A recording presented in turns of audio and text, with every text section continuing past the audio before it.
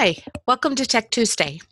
Today we're going to be talking about Google Classroom, and as we have no participants, I'm just going to record this and put it online so you can join in anytime that works for you.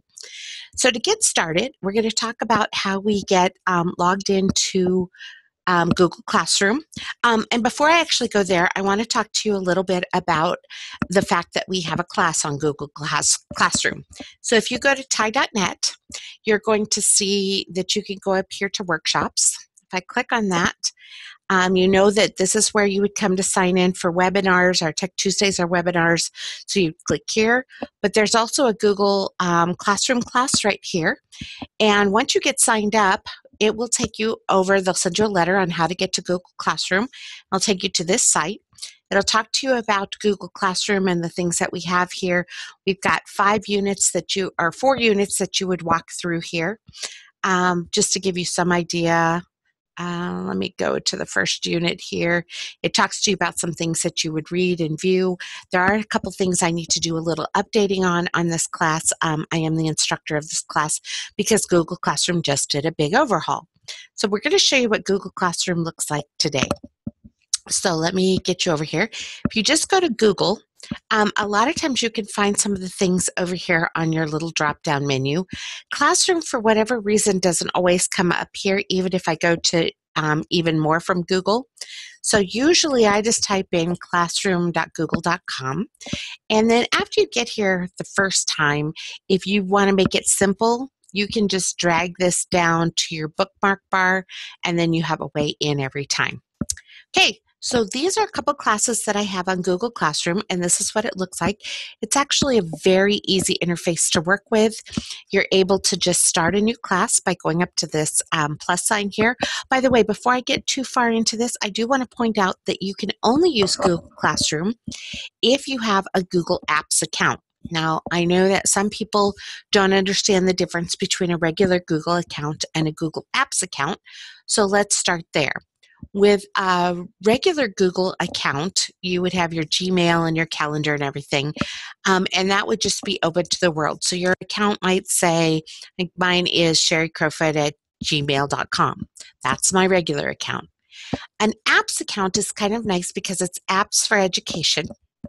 And what it does is it kind of puts an umbrella over your school district, and it allows some control by, in our case, if you're in South Dakota, we're a Google Apps state, so any of our K-12 email could have a Google Apps account on it if our school has turned it on. So the state has some control, and then the tech director has some control. And that's nice when you're using this, particularly with really young children, because you don't want them to be able to collaborate with strangers or that kind of thing when they're in kindergarten and first grade. You really want to limit that. So having that control is really helpful for that.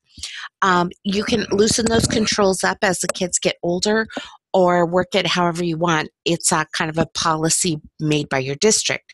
The other nice thing about having things in an apps account is that it makes it easier to find people and share documents within the district.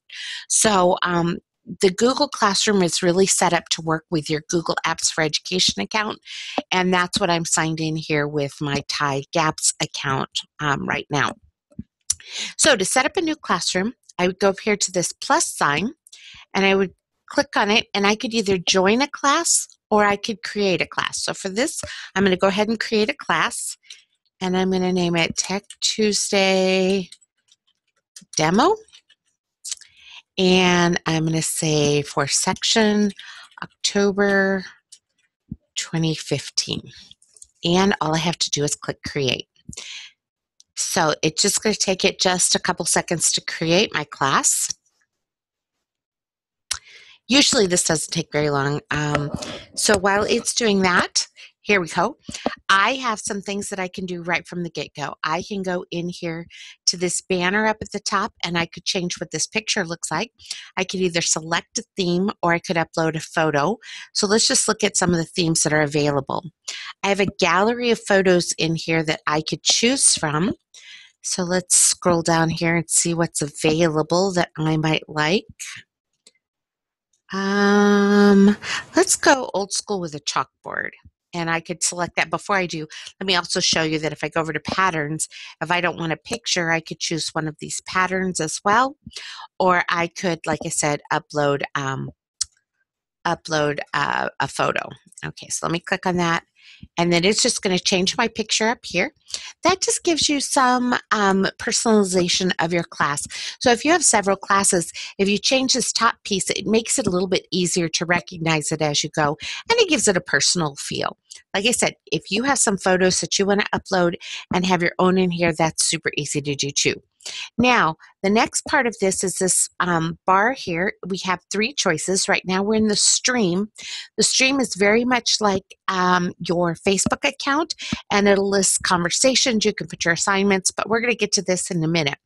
The next part I want to show you is students. There are two ways that you can put students in your account. You can go in and invite them. And actually, let me go in here. I'm going to go to all contacts. And I'm going to put, I have some sample students in here, and I'm going to click on 4 of them, and I'm going to invite them into my class. And so they have been invited. They have not yet accepted. The other thing, and by the way, I also had some choices. I can say that they can post and comment. I could say they could only comment, or only as a teacher can I post or comment. I want to leave this wide open for my kids to be able to comment. The other thing that I can do here is I can have them come in themselves.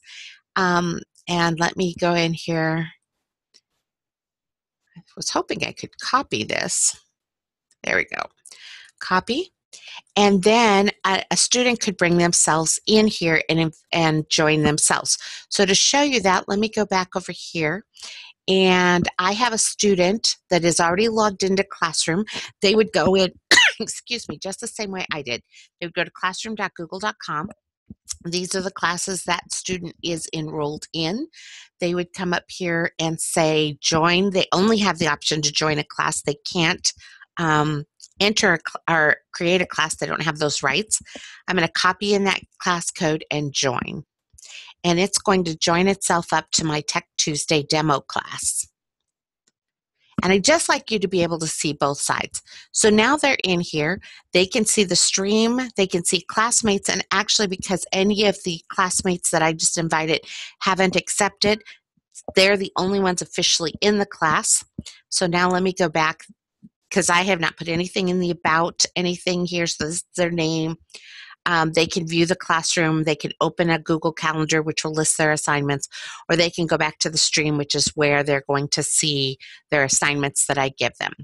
So let's go back over to my classroom now. I can go over here to the about, and I can put